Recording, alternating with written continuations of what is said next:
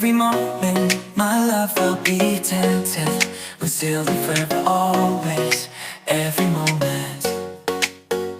Even in the face of greatest charm. After walking a few meters, then turn left. And when the search comes at the end of the road, be it death, be it loneliness, I'll be your road. I'd say of the love we once knew, that it's not immortal, but a flame. So we have arrived at the town square of Bandung, and now we want to ride to Bandung. And for your information, guys, here is the bus stop. And so, come on, follow our tour until the end. Let's go. In every moment, my love, I'll be attentive. We're still and forever, always, every moment. Even in the face of greatest charm, my thoughts will be all yours, my motto one. And when the search comes at the end of the road, be it death, be it loneliness, I'll be your abode. I'd say of the love we once knew, that it's not immortal, but a flame that grew.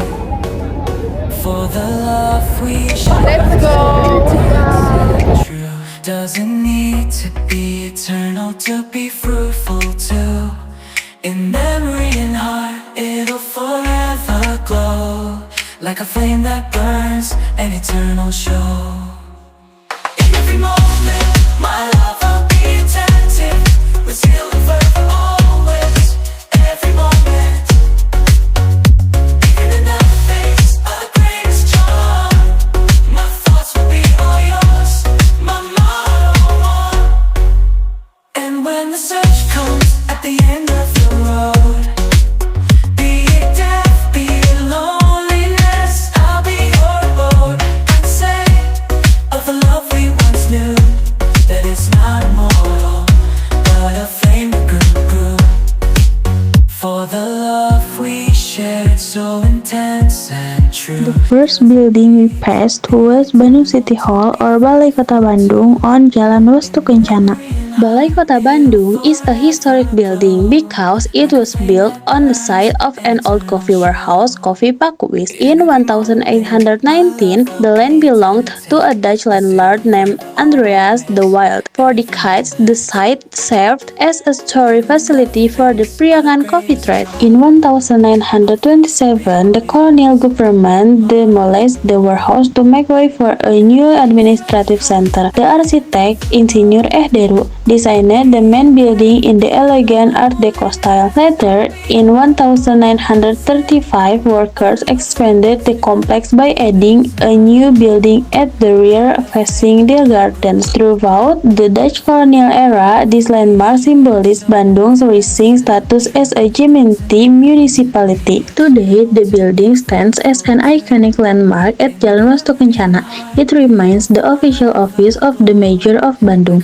The structure reflects the city's development from the colonial era to the modern day, blending government function with historic public spaces. Currently, the city government is maintaining the original Art Deco facade to preserve its heritage value. Many citizens are visiting the surrounding grounds every day. The public is enjoying the lush greenery of Taman Dewi Sartika and Taman Badak, which flank the office complex. Local officials are working inside these historic walls to manage the bustling city of Bandung, ensuring that the building continues to serve the people. Urban planners will likely integrate more smart city technology into the office, but they will not change the historic exterior. As Bandung grows, this site will continue to be a bridge between the city's colonial past and its innovative future. Tourists will visit this landmark for decades to come to admire the fusion of history, politics, and public leisure.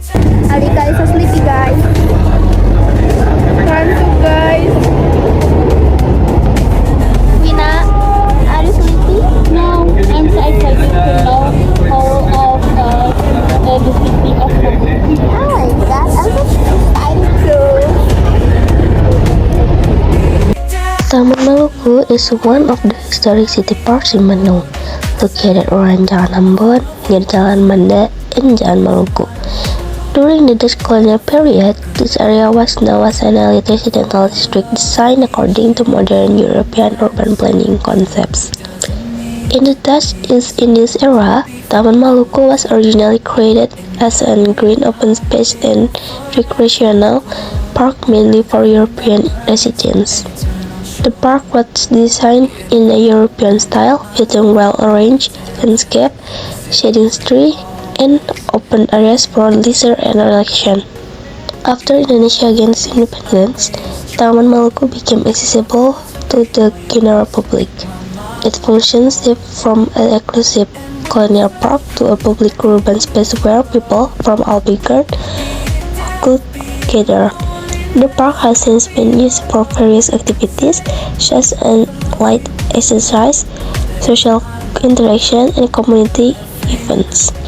Over time, as Bandung continued to grow, Taman Maluku underwent several revitalization and maintenance efforts to improve its facilities and preserve its greenery. And today, Taman Maluku remains an important part of Bandung historical heritage and serves as a green oasis in the middle of the city.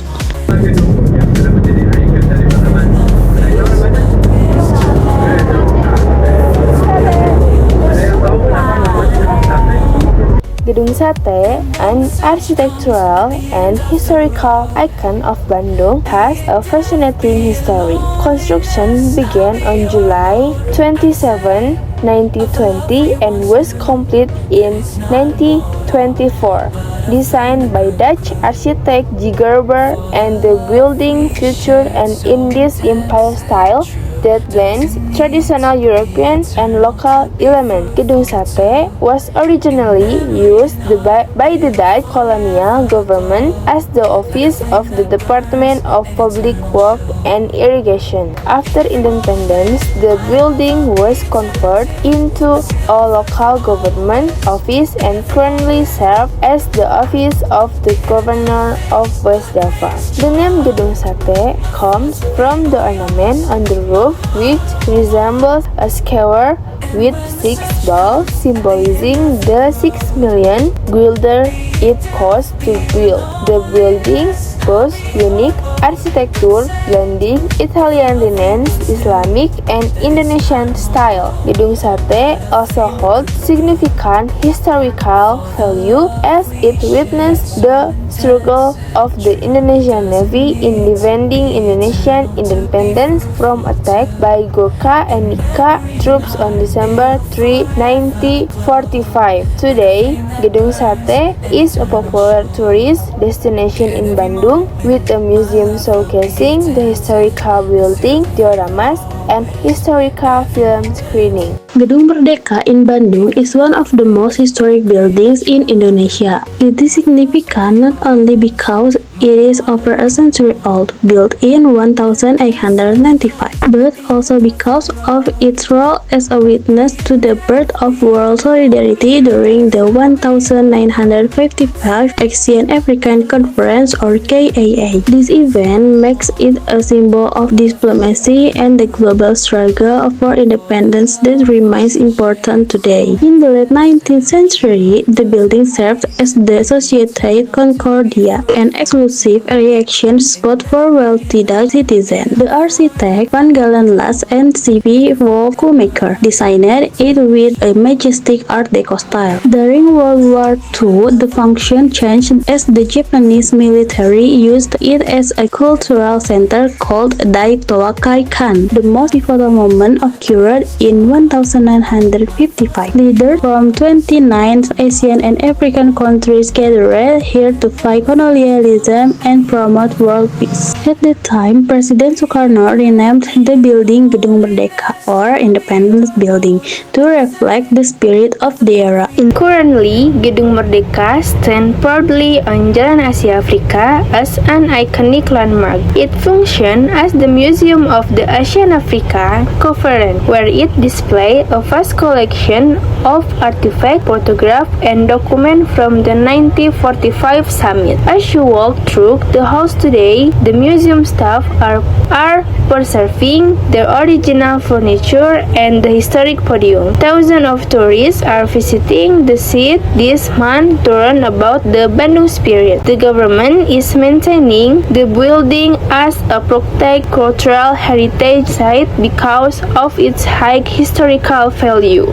In the coming years, Gedung Merdeka will continue to inspire future generations. Historians will organize more international exhibitions to ensure the message of anti-colonialism remains relevant. The building will remain a vital symbol of solidarity among nations.